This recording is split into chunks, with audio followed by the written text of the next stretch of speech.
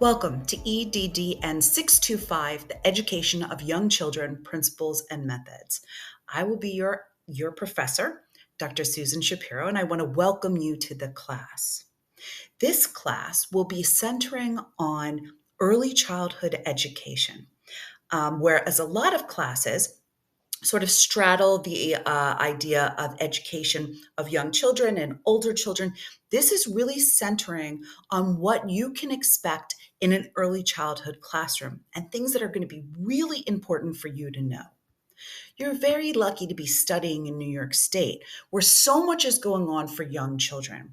We have pre-K for all, universal pre-K, and 3K for all, where the state is supplementing education for 3-year-olds and 4-year-olds. In a lot of states, education starts at 5 when kids go to kindergarten. But here, there's a real investment in terms of younger children. So this class will definitely be covering things that you need to know when you're in the field, working from birth all the way through pre-K. So let's take a look. This class is going to work with different assignments that you're going to be able to do to accumulate into your grade. So you'll be having assignments on a weekly basis, and those assignments are 28% of your grade. They can be things like looking at art in the classroom and trying to identify the stages. They may be things like reading stories. So these will be your weekly assignments. We also will be asking you to conduct a baseline survey and a final survey, which will show us how much you've learned in terms of this class. Participation will count. So you need to be participating on the discussion boards. You need to be interacting when it comes to the assignments. So whatever you're doing there is going to count as well. There will be a midterm and a final assignment that I'll go into a little bit more detail of that will be counting as 28% of your grade each. So the midterm will be creating an environmental design for your classroom. So you're going to pretend you've just been hired as part of a teaching team, and you're going to be creating an early childhood environment based on the information that you're going to get through the modules and through some research that you'll be doing on early childhood classrooms. And you're going to be making floor plans and designing labels. It's a fun assignment, but it's a really important one because when you get into the classroom, you want to start thinking about how you're going to create an environment that's really going to work for all children, and especially those young ones, which is so critical. The last assignment, which is your final, is you're going to be creating a preschool. And during this course, you're going to be finding out about lots of different approaches like Montessori, Reggio Emilia, and Waldorf. And during that time, you're going to start thinking which ones really resonate with you. And when you get to the final assignment, you're going to create a preschool based on one of these philosophies. And don't worry, when we get closer to those assignments, I'll be giving you a lot more information about them. But just start to think about them as you start to work your way through the modules. Now, in this first module, we spent a little time talking about developmental theories. And it's really important that you understand what children are capable of and what the theorists think is really important when it comes to young children. Now, I'm going to give you a brief overview in these little required lectures that I do, but you'll need to do a little bit of a deeper dive by really going to the reading that's available in the modules. The first that we're going to be looking at is Vygotsky. And Vygotsky has a lot incorporating the theory, but one of the things that we're talking about is scaffolding. And scaffolding is really used to help children achieve goals. So we're looking at the zone of proximal development. And that's between what children can do, cannot do, or can do with help.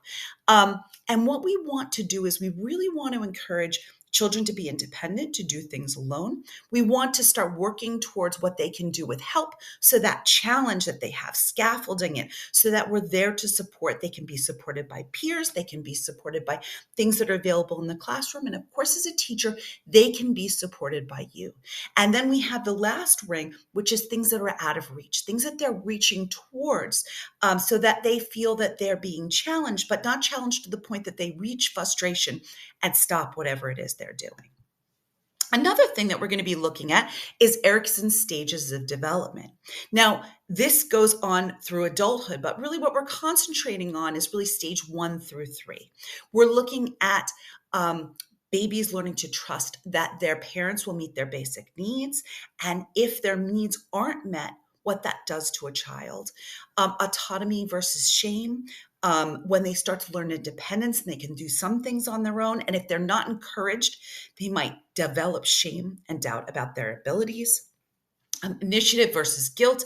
As preschoolers, they start to develop more independence. And if they're not able to do that or succeed at appropriate tasks, they may develop guilt over their needs and desires. So this is what Erickson starts to go into.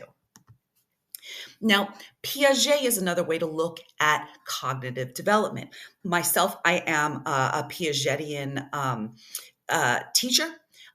So I use a lot of this when I was working with young children. They have that sensory motor stage where they understand the world in terms of physical actions and how it works on the environment. So they might be picking something up and dropping it just to see what happens next. We've got the pre-operational stage where children aged about 2 to 7 start to construct a world of permanent objects. They use symbols to represent objects and events, like drawing, the trunk of a tree with all the grassy stuff around it to represent tree. They might do a head with a little body and arms and legs to represent a person. So the more that they start to talk through dramatic play, they start to develop language. And as they play games in the classroom, they really start to learn how to socialize and how to interact with peers. So those are the big stages that we're going to be concentrating on in terms of the really early years. Now, this is Maslow's theory. And when we look at this, we can see that we can't do anything unless children's basic needs are met. So Maslow starts to talk about things like children need to have food, water, warmth, and rest and security and safety in order to get to the next stage, which would be esteem, feelings of accomplishments, making friends, developing relationships with people. That can only be done when those basic needs are met. And then we get to the higher levels of where we have self-actualization, where we've got creative activities, drawing, painting, imagining, and that can only be done when those basic needs and those psychological needs are met. So we start to look at that child development in terms of steps.